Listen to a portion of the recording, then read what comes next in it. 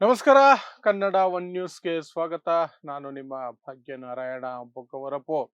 ಸುಮಾರು 13 ವರ್ಷಗಳಿಂದ ಇಡೀ ರಾಜ್ಯದಲ್ಲಿ ಕೋಟ್ಯಾಂತರ ಜನರಲ್ಲಿ ಕುತೂಹಲ ಮೂಡಿಸುತ್ತಲೇ ಇರುವಂತಹ, ಮುಂದೆಯೂ ಮೂಡಿಸುವಂತಹ ಪ್ರಕರಣ ಅಂದ್ರೆ ಸೌಜನ್ಯ ಪ್ರಕರಣ.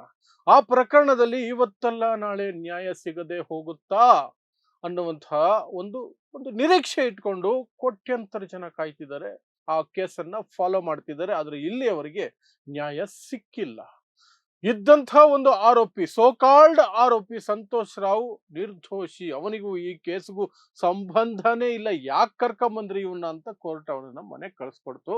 ಆದ್ರೆ ಹಾಗಾದ್ರೆ ಸೌಜನ್ಯಳನ್ನ ಕೊಂದವರು ಯಾರು ಅನ್ನೋ ಪ್ರಕರಣಕ್ಕೆ ಅಥವಾ ಪ್ರಶ್ನೆಗೆ ಇಲ್ಲಿಯವರೆಗೆ ಉತ್ತರ ಸಿಕ್ಕಿಲ್ಲ. ಆದ್ರೆ ಸಾಮಾಜಿಕವಾಗಿ ಮಾತಾಡಿದಾಗ, ವಿತೌಟ್ ಮೈಕ್ ಮಾತಾಡಿದಾಗ, ಪರ್ಸನಲ್ ಆಗಿ ಮಾತಾಡಿದಾಗ ಎಲ್ರಿಗೂ ಗೊತ್ತು ಯಾರು ಅಪರಾಧಿಗಳು ಅನ್ನೋ ರೀತಿಯಲ್ಲಿ ಮಾತಾಡ್ತಿರ್ತಾರೆ. ಬಟ್ ಅಧಿಕೃತವಾಗಿ ಯಾರು ಅಪರಾಧಿ ಅಲ್ಲ ಇಲ್ಲಿಯವರೆಗೆ. ಆದ್ರೆ ಈ ಪ್ರಕರಣಕ್ಕೆ ಈಗ ಮತ್ತೆ ಜೀವ ಬಂದಿದೆ.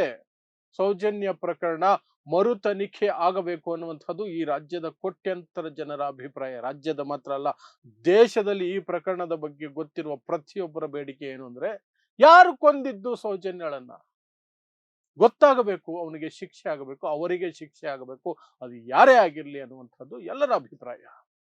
ಆದರೆ ಸಂತೋಷ್ ರಾವ್ ಬಿಡುಗಡೆ ಆದ ನಂತರ, ಆತನಿಗೂ ಇದಕ್ಕೂ ಸಂಬಂಧ ಇಲ್ಲ ಅಂತ ಕೋರ್ಟ್ ಹೇಳಿದ ನಂತರ, ಸಿಬಿಐ ತನಿಖೆಯ ನಂತರ ರಾಜ್ಯ ಸರ್ಕಾರ ಮೇಲ್ಮನವಿಯನ್ನು ಸಲ್ಲಿಸಲಿಲ್ಲ. ಸೊ ನೀವೆಲ್ಲ ಅರ್ಥ ಮಾಡ್ಕೊಳ್ಬಹುದು. ಆದ್ರೆ ಆಕೆಯ ತಾಯಿ, ಸಂತ್ರಸ್ತೆಯ ತಾಯಿ ಕುಸುಮಾವತಿ ಸುಪ್ರೀಂ ಕೋರ್ಟ್ ಕದ ತಟ್ಟಿದ್ರು. ಸುಪ್ರೀಂ ಕೋರ್ಟ್ ಈಗ ಅವರ ಅರ್ಜಿಯನ್ನ ಪರಿಗಣಿಸಿ ರಾಜ್ಯ ಸರ್ಕಾರ ಸಿಬಿಐಗೆ ನೋಟಿಸ್ ಅನ್ನ ಕೊಟ್ಟಿದೆ. ಅಲ್ಲಿಗೆ ಮೊದಲ ಹಂತದ ಜಯ ಕುಸುಮಾವತಿ ಅವರಿಗೆ ದೊರೆತ ಹಾಗೇನೆ. ಮತ್ತು ಮತ್ತೆ ಒಂದು ಆಸೆ ಚಿಗುರ್ತಾ ಇದೆ ಅಥವಾ ನಿರೀಕ್ಷೆ ಹೊರಹೊಮ್ಮತಾ ಇದೆ ಎಲ್ಲರಲ್ಲೂ. ಸೌಜನ್ಯಳಿಗೆ ಆ ಗತಿ ಕಾಣಿಸಿದ, ಆ ಕ್ರೌರ್ಯ ಮೆರೆದ ಕ್ರೂರಿಗಳಿಗೆ ಶಿಕ್ಷೆ ಆಗುವಂತಹ ಸಾಧ್ಯತೆ ಇದೆ. ಸೊ ಏನಾಯ್ತು ಒಟ್ಟಾರೆಯಾಗಿ ಮತ್ತು ಯಾವ ಅಂಶಗಳ ಆಧಾರದ ಮೇಲೆ ಕುಸುಮಾವತಿ ಪರ ವಕೀಲರು ಸುಪ್ರೀಂ ಕೋರ್ಟ್ ಅನ್ನ ಕನ್ವಿನ್ಸ್ ಮಾಡಿದ್ದಾರೆ ನೋಟಿಸ್ ಕೊಡೋದಕ್ಕೆ ಸಿಬಿಐಗೆ ಮತ್ತು ರಾಜ್ಯ ಸರ್ಕಾರಕ್ಕೆ, ಆ ಅಂಶಗಳನ್ನು ಸಹ ವಿವರಿಸುವಂತಹ ಪ್ರಯತ್ನವನ್ನು ಮಾಡ್ತೀನಿ. ಸೌಜನ್ಯ ಪ್ರಕರಣದ ಬಗ್ಗೆ ನಿಮಗೆ ಹೆಚ್ಚಿಗೆ ನಾನು ಏನು ತಿಳಿಸ್ಬೇಕಾಗಿಲ್ಲ. ಪ್ರತಿಯೊಬ್ಬರಿಗೂ ಗೊತ್ತು, ಮನೆಗೂ ಗೊತ್ತು ಏನದು ಪ್ರಕರಣ ಅಂತ, ಮನೆಗೂ ಗೊತ್ತು ಏನು ಎತ್ತ ಅಂತ. ಸೊ ಅದ್ರ ಬಗ್ಗೆ ನಾನು ಇಂಟ್ರೊಡಕ್ಷನ್ ಏನು ಕೊಡೋದಕ್ಕೆ ಹೋಗೋದಿಲ್ಲ, ನಿಮ್ಗೆಲ್ಲ ಗೊತ್ತಿರುತ್ತೆ. ಆದ್ರೆ ಆರಂಭದಲ್ಲಿ ಹೇಳ್ದಂಗೆ ಅದಕ್ಕೆ ಆ ಆ ಕೃತ್ಯವನ್ನ ಎಸಗಿದವರು ಯಾರು ಅನ್ನೋದರ ಬಗ್ಗೆ ಯಾರ ಮೇಲೂ ಇಲ್ಲ. ಈಗ ರಾಜ್ಯ ಸರ್ಕಾರ ಮೇಲ್ಮನವಿಗೆ ಹೋಗ್ಬೇಕಾಗಿತ್ತು ಸಂತೋಷ್ ರಾವ್ ನಿರ್ದೋಷಿ ಅಂತ ಹೊರಗಡೆ ಬಂದ ತಕ್ಷಣನೇ. ಆದ್ರೆ ರಾಜ್ಯ ಸರ್ಕಾರನೂ ಹೋಗ್ಲಿಲ್ಲ. ಕೇಳಿದ್ರೆ ಅವ್ರ ತಾಯಿ ಹೋಗ್ಲಿ, ಅವ್ರ ಕುಟುಂಬ ಹೋಗ್ಲಿ ಅಂತೆಲ್ಲ ಕತೆ ಹೊಡ್ಕೊಂಡಿತ್ತು ರಾಜ್ಯ ಸರ್ಕಾರ. ಎಲ್ಲ ರಾಜ್ಯ ಸರ್ಕಾರಗಳು, ಅದು ಬಿಜೆಪಿ ಆಗಿರ್ಲಿ, ಕಾಂಗ್ರೆಸ್ ಆಗಿರ್ಲಿ, ಸೌಜನ್ಯ ಪ್ರಕರಣದಲ್ಲಿ, ಧರ್ಮಸ್ಥಳದಲ್ಲಿ, ಬುರುಡೆ ಪ್ರಕರಣಗಳಲ್ಲಿ ಎಲ್ಲರೂ ಒಂದೇ ತರಾನೇ, ಯಾವ ವ್ಯತ್ಯಾಸನೂ ಇಲ್ಲ. ಕಾಂಗ್ರೆಸ್ ಮತ್ತು ಬಿಜೆಪಿಗೆ ಇದ್ರು ಈ ವಿಚಾರದಲ್ಲಿ, ಜೆಡಿಎಸ್ಗೂ ವ್ಯತ್ಯಾಸ ಇಲ್ಲ. ಪ್ರತಿಯೊಬ್ಬರೂ ಸಹ ಯಾರದ್ದೋ ರಕ್ಷಣೆಗೆ ನಿಂತ ಹಾಗೇನೆ ನಡ್ಕೊಂಡಿರೋದು. ಇಲ್ಲಿವರೆಗೆ ಯಾರದ್ದೋ ರಕ್ಷಣೆಗೆ ನಿಂತ ಹಾಗೇನೆ ನಡ್ಕೊಂಡಿರೋದು. SIT ಅಂತ ಮಾಡಿದ್ರು. SIT ಹಾಗೂ ಹೀಗೂ ಮಾಡಿ ಒಂದು ವರದಿಯನ್ನು ಕೊಟ್ಟಿದೆಯಂತೆ. ಆ ವರದಿಯನ್ನು ಬಹಿರಂಗ ಪಡಿಸ್ತಾ ಇಲ್ಲ ಸರ್ಕಾರ. ಮಹಿಳಾ ಆಯೋಗದ ಅಧ್ಯಕ್ಷರು ಕೇಳ್ತಿದ್ದಾರೆ, ಅವ್ರಿಗೂ ಕೊಡ್ತಾ ಇಲ್ಲ ವರದಿಯಲ್ಲಿ ಏನಿದೆ ಅಂತ. ಆ ಮಟ್ಟಕ್ಕೆ ಈ ಪ್ರಕರಣದಲ್ಲಿ ಬಿಜೆಪಿ, JDS, ಕಾಂಗ್ರೆಸ್ ಎಲ್ಲ ಪಕ್ಷಾತೀತರಾಗಿ ಒಂದು ಕಡೆಗೆ ನಿಂತಿದ್ದಾರೆ. ಅದು ಬಿಡಿ. ಸೊ ಈಗ ಕುಸುಮಾವತಿ ಅವರು ಹೋದ್ರಲ್ಲ ಸುಪ್ರೀಂ ಕೋರ್ಟ್ಗೆ, ನನ್ನ ಮಗಳ ಸಾವಿಗೆ ಅಥವಾ ನನ್ನ ಮಗಳಿಗೆ ಆದಂತಹ ಆ ಸ್ಥಿತಿಗೆ ಕಾರಣಕರ್ತರು ಯಾರು ಅನ್ನೋದನ್ನ ಸಿಬಿಐ ಸಹ ಕಂಡುಹಿಡಿಯಕ್ಕೆ ಸಾಧ್ಯ ಆಗಿಲ್ಲ.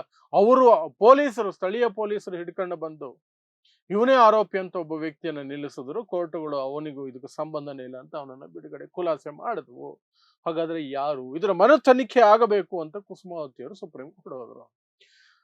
ಯೂಶುವಲ್ ಆಗಿ ಸಿಬಿಐ ಕಡೆಯಿಂದ ಈ ರೀತಿಯಾದಂತಹ ಪ್ರಕರಣಗಳು ಮರು ತನಿಖೆಗೆ ಅಂತ ಹಾಕಿದಾಗ ಸುಪ್ರೀಂ ಕೋರ್ಟ್ ನಲ್ಲಿ ವಜಾಗ ಹೋಗ್ತವೆ ಅರ್ಜಿಗಳು.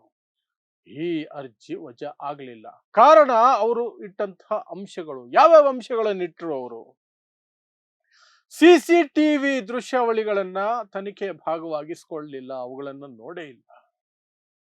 ಮೊದಲನೇ ಪಾಯಿಂಟು ತುಂಬಾ ಸೀರಿಯಸ್ ಪಾಯಿಂಟ್ ಇಟ್ರು. ಸುಪ್ರೀಂ ಕೋರ್ಟ್ ಅದನ್ನ ಪರಿಗಣಿಸ್ತು. 3ಕ್ಕಿಂತ ಜಾಸ್ತಿ ಆರೋಪಿಗಳು ಇದ್ದಾರೆ, ಬೇರೆ ಬೇರೆಯವರ ಮೇಲೆ ಅನುಮಾನಗಳಿದ್ದಾವೆ. ಸ್ವತಃ ಸಂತ್ರಸ್ತೆಯ ತಾಯಿ ದೂರು ಕೊಟ್ಟಿದ್ದಾರೆ. ಆದರೆ ಆ ಆರೋಪಿಗಳನ್ನ ತನಿಖೆಯ ಭಾಗವಾಗಿಸಲೇ ಇಲ್ಲ, ಅವರನ್ನ ವಿಚಾರಣೆ ನಡೆಸೇ ಇಲ್ಲ. ಇದು ಎರಡನೇ ಪಾಯಿಂಟ್ ಆಗಿತ್ತು. ಮುಖ್ಯವಾದ ಪಾಯಿಂಟ್ಗಳನ್ನು ಮಾತ್ರ ಹೇಳ್ತಾ ಇದ್ದೀನಿ. ಇನ್ನೊಂದು, ವಜಿನಾ ಇಲ್ಲ ಸ್ವ್ಯಾಪ್ ಅಂದ್ರೆ ಸಂತ್ರಸ್ತೆಯ ಗುಪ್ತಾಂಗದ ಒಳಗಿಂದ ಇರುವಂತಹ ಅದನ್ನ ಏನು ರಸಾಯನಗಳು ಮತ್ತೆ ಬೇರೆ ಅಂಶಗಳೇನಿದಾವೆ ಅವುಗಳನ್ನ ಟೆಸ್ಟಿಗೆ ಕಳಿಸ್ಬೇಕಲ್ಲ. ಅವು ಫಂಗಸ್ ಬರೋವರೆಗೂ ಸಹ ಟೆಸ್ಟಿಗೆ ಹೋಗಿರ್ಲಿಲ್ಲ. ಯಾಕೆ?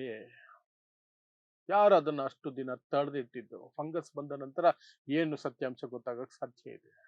ಸಾಧ್ಯ ಇಲ್ಲ. ಅದು ಆ ಒಂದು ಪಾಯಿಂಟ್ ಅನ್ನ. ಇನ್ನು CBI ಅಂತ ಒಂದು ತನಿಖೆಗೆ ಬಂತಲ್ಲ, ಆರಂಭದಲ್ಲಿ ಬೆಳ್ತಂಗಡಿ ಪೊಲೀಸರು ಅದನ್ನು ತನಿಖೆ ಮಾಡಿದ್ರು. ಅವರ ತನಿಖೆ ಬಗ್ಗೆ ನಮಗೆ ನಂಬಿಕೆ ಇಲ್ಲ ಅಂತ ಪ್ರತಿಭಟನೆಗಳು ಇಡೀ ರಾಜ್ಯದಲ್ಲಿ ಕೂಗೆದ್ದಾಗ ರಾಜ್ಯ ಸರ್ಕಾರ ವಿಧಿ ಇಲ್ಲದೆ CBI ಕೊಡ್ತು. CBI ಬಂತು, CBI ತನಿಖೆ ಮಾಡಿತು. CBI ಕೊಟ್ಟಂತಹ ರಿಪೋರ್ಟ್ಗೂ ಸ್ಥಳೀಯ ಪೊಲೀಸರು ಕೊಟ್ಟಂತಹ ರಿಪೋರ್ಟ್ಗೂ ಯಾವ ವ್ಯತ್ಯಾಸನೂ ಇಲ್ಲ. ಸ್ಥಳೀಯ ಪೊಲೀಸರು ಹೇಳಿದ್ದನ್ನೇ CBI ಹೇಳಿದೆ, ಒಂದು ರೀತಿ ಭಾಷಾಂತರ ಮಾಡಿಸಿದೆ ಅಷ್ಟೇ ಹೊರತು ಬೇರೆ ಏನು ಮಾಡಿಲ್ಲ ಅಂತ ಅಂಶವನ್ನ ಸುಪ್ರೀಂ ಕೋರ್ಟ್ ಮುಂದೆ ಇಟ್ರು. ಏನಾದ್ರೂ ವ್ಯತ್ಯಾಸ ಇದೆಯಾ ನೋಡಿ, ಅವ್ರು ಹೇಳಿದ್ದೇನೆ ಇವ್ರು ಹೇಳಿದ್ದಾರೆ. ಹಾಗಾದ್ರೆ CBI ಏನ್ ತನಿಖೆ ಮಾಡ್ತು? CBI ಏನು ತನಿಖೆ ಮಾಡ್ತು ಅಂತ ಹೇಳೋದು. ಆ ನಂತರ ಮುಖ್ಯವಾಗಿಟ್ಟಂತಹ ಇನ್ನೊಂದು ಅಂಶ, ಇನ್ನೊಂದು ಪಾಯಿಂಟ್ ಅಂತಂದ್ರೆ, ಸಂತೋಷ್ ರಾವನ್ನ ಖುಲಾಸೆಗೊಳಿಸಿದ್ದು ಅಥವಾ ಆತನಿಗೆ ಇದಕ್ಕೆ ಸಂಬಂಧ ಇಲ್ಲ ಅಂತ ಕೋರ್ಟ್ ತೀರ್ಪು ಕೊಟ್ಟಿದ್ದು ಸಾಕ್ಷಿಗಳ ಕೊರತೆ ಆಧಾರದ ಮೇಲೆ. ಆ ರೀತಿ ಅಲ್ಲ, ಮಾಧ್ಯಮಗಳು ಸುಳ್ಳು ಹೇಳ್ಕೊಂಡು ಓಡಾಡ್ತಿದ್ದಾವೆ ಯಾರನ್ನೋ ರಕ್ಷಣೆ ಮಾಡೋದಕ್ಕೆ.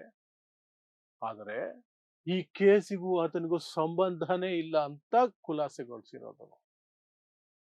ಸಂಬಂಧನೇ ಇಲ್ಲ, ಸಾಕ್ಷಿಗಳ ವಿಚಾರ ಬರಲೇ ಇಲ್ಲ. ಅಲ್ಲಿ ಸಂಬಂಧ ಇದೆ ಅನ್ನೋದಾದ್ರೆ ಕಲ್ಪಿಸಿದ್ರೆ ತಾನೇ ಅಟ್ಲೀಸ್ಟ್ ಪ್ರಾಸಿಕ್ಯೂಷನ್ ಅದರಲ್ಲಿ ಸಾಕ್ಷಿಗಳನ್ನು ತಗೊಂಡು ಬನ್ನಿ, ಸಂಬಂಧ ಇದ್ರೆ ಸಾಕ್ಷಿ ತೋರಿಸಿ ಅನ್ನೋದಕ್ಕೆ. ಸಂಬಂಧನೇ ಇಲ್ಲ ಈ ವ್ಯಕ್ತಿಗೆ ಅಂತ ಕೋರ್ಟ್ಗಳು ಖುಲಾಸೆ ಮಾಡಿರೋದು ಅನ್ನೋದು ಸಂತ್ರಸ್ತೆ ಪರ ವಕೀಲರು, ಸಂತ್ರಸ್ತೆ ತಾಯಿ ಪರ ವಕೀಲರು ಸುಪ್ರೀಂ ಕೋರ್ಟ್ ನಲ್ಲಿ ಇಟ್ಟಂತಹ ಅಂಶಗಳು. ಹಾಗಾದ್ರೆ ಈಗೇನ್ ಮಾಡಿದೆ ಸುಪ್ರೀಂ ಕೋರ್ಟ್? ಆ ಅರ್ಜಿಯನ್ನ ಸ್ವೀಕರಿಸಿದೆ, ಅಕ್ಸೆಪ್ಟ್ ಮಾಡ್ಕೊಂಡಿದೆ. ನಾನು ಆರಂಭದಲ್ಲಿ ಹೇಳಿದೆ, ಇಂತಹ ಪ್ರಕರಣಗಳಲ್ಲಿ CBI ತನಿಖೆನೆ ಮುಗಿದೋಗಿದೆಯಲ್ರಿ, ಇನ್ನೂ ಅನುಮಾನ ವ್ಯಕ್ತಪಡಿಸಿದ್ರೆ ಏನ್ ಮಾಡೋದು, ನಾವು ವಜಾ ಮಾಡ್ತೀವಿ ಅಂತ ಸುಪ್ರೀಂ ಕೋರ್ಟ್ ಹೇಳಿ ಕಳಿಸಿರುತ್ತೆ ಸಾಕಷ್ಟು ಪ್ರಕರಣಗಳಲ್ಲಿ. ಬಟ್ ಈ ಪ್ರಕರಣದಲ್ಲಿ ಇಲ್ಲ, ಅಕ್ಸೆಪ್ಟ್ ಮಾಡ್ಕೊಂಡಿದ್ದಾರೆ. ಮತ್ತು ಈ ಎಲ್ಲ ಅಂಶಗಳ ಮೇಲೆ ನೋಟಿಸ್ ಅನ್ನು ಜಾರಿ ಮಾಡಿದ್ದಾರೆ. ರಾಜ್ಯ ಸರ್ಕಾರಕ್ಕೆ ನೋಟಿಸ್ ಜಾರಿ ಮಾಡಿದ್ದಾರೆ, CBIಗೂ ಜಾರಿ ಮಾಡಿದ್ದಾರೆ. ಅವರಿಗೆ ಇದಕ್ಕೆ ಉತ್ತರವನ್ನು ಕೊಡಬೇಕಾಗುತ್ತೆ. ಹಾಗಾದ್ರೆ ಈ ಪ್ರಕರಣ ಮರು ತನಿಖೆ ಆಗೇ ಆಗುತ್ತಾ ಅನ್ನೋದಾದ್ರೆ ಅದು ಸುಪ್ರೀಂ ಕೋರ್ಟ್ ನಲ್ಲಿ ಅದಕ್ಕೇನೆ ಅಪ್ಲಿಕೇಶನ್ ಹಾಕಿರೋದು. ಇದು ಪ್ರಾಥಮಿಕ ಹಂತ ಅಷ್ಟೇ. ಒಂದು ಅಪ್ಲಿಕೇಶನ್ ಹಾಕಿದ್ದಾರೆ, ಅದನ್ನ ಅಕ್ಸೆಪ್ಟ್ ಮಾಡ್ಕೊಂಡಿರೋದು ಮೊದಲ ಹಂತದ ಜಯ ಕುಸುಮಾವತಿ ಅವರಿಗೆ. ಆದ್ರೆ ಮುಂದಕ್ಕೆ ಹೋಗಿ CBI ಇಂದ ಉತ್ತರ ಬಂದ ನಂತರ, ರಾಜ್ಯ ಸರ್ಕಾರದಿಂದ ಉತ್ತರ ಬಂದ ನಂತರ ಮರು ತನಿಖೆ ಆಗಲೇಬೇಕು, ಮಾಡಿ ಅದೇ ರೀತಿ ಆಗುತ್ತಾ ಅಂತ ಹೇಳಲಿಕ್ಕೆ ಬರಲ್ಲ. ಸುಪ್ರೀಂ ಕೋರ್ಟ್ ಯಾವ ನಿರ್ಧಾರವನ್ನು ಬೇಕಾದ್ರೂ ಅಥವಾ ಯಾವ ತೀರ್ಪನ್ನು ಬೇಕಾದ್ರೂ ಕೊಡಬಹುದು. ಮರು ತನಿಖೆ ಆಗಬೇಕು, ಹೌದು ಇದರಲ್ಲಿ ಸಾಕಷ್ಟು ವಿಚಾರಗಳನ್ನು ಬಿಟ್ಟಿದ್ದಾರೆ, CBI ಅವರು ಬಿಟ್ಟಿದ್ದಾರೆ, ಇವರು ಬಿಟ್ಟಿದ್ದಾರೆ, ಮರು ತನಿಖೆ ಆಗಲೇಬೇಕು ಅಂತ ಸುಪ್ರೀಂ ಕೋರ್ಟ್ ಹೇಳಬಹುದು. ಅಥವಾ ಇಲ್ಲ, ನಾವು CBI ಮತ್ತು ರಾಜ್ಯ ಸರ್ಕಾರದ ಉತ್ತರದಿಂದ ಸಂತೃಪ್ತರಾಗಿದ್ದೀವಿ, ಈ ಪ್ರಕರಣವನ್ನ ಮರು ತನಿಖೆ ಮಾಡುವ ಅವಶ್ಯಕತೆ ಇಲ್ಲ ಅಂತ ಆ ರೀತಿ ಬೇಕಾದ್ರೂ ತೀರ್ಪನ್ನು ಕೊಡಬಹುದು. ಆದ್ರೆ ಈಗ ಬಂದಿರುವಂತಹ ಆಶಾಭಾವನೆ ಏನು ಅಂದ್ರೆ, ಒಂದು ನಿರೀಕ್ಷೆ ಹುಟ್ಟಿಸಿರೋದು ಏನು ಅಂತಂದ್ರೆ, ಅಕ್ಸೆಪ್ಟ್ ಆಗಿದೆಯಲ್ಲ, ನೋಟಿಸ್ ಕೊಟ್ಟಿದಾರಲ್ಲ, ಅಟ್ಲೀಸ್ಟ್ ಅಷ್ಟಾದ್ರೂ ನಡೆದಿದೆಯಲ್ಲ ಇಷ್ಟು ವರ್ಷಕ್ಕೆ, ಅಲ್ಲಿ ಸ್ವಲ್ಪ ಸಮಾಧಾನ ಕೋರ್ಟ್ ಕಡೆ ನಾವು ಇನ್ನೂ ಸಹ ಕಣ್ಣು ಬಿಟ್ಕೊಂಡು ನೋಡಬಹುದು. ಈ ಪ್ರಕರಣದಲ್ಲಿ, ಸೌಜನ್ಯ ಪ್ರಕರಣದಲ್ಲಿ ಅಷ್ಟೇ. ಇದಿಷ್ಟು ಸೌಜನ್ಯ ಪ್ರಕರಣದಲ್ಲಿ ಈಗ ಆಗಿರುವ ಹೊಸ ಬೆಳವಣಿಗೆ. ಒಂದು ಆಶಾ ಕಿರಣ ಬೆಳಗ್ತಾ ಇದೆ. ಸುಪ್ರೀಂ ಕೋರ್ಟ್ ಏನ್ ಹೇಳುತ್ತೋ ಅದರ ಮೇಲೆ ಮುಂದಕ್ಕೆ ಹೋಗುತ್ತಾ ಅಥವಾ ಇಲ್ಲ ಮುಗಿಸ್ಬಿಡೋಣ ಅಂತ ಸುಪ್ರೀಂ ಕೋರ್ಟ್ ಹೇಳುತ್ತಾ, ಅದಕ್ಕೆ ಮಾತ್ರ ಕಾದು ನೋಡ್ಬೇಕು ಅಷ್ಟೇನೆ. ಸೊ ನೋಡ್ತಾ ಇರಿ ಸಮಾಜಕ್ಕಾಗಿ ಕನ್ನಡ 1 ನ್ಯೂಸ್. ನಮಸ್ಕಾರ.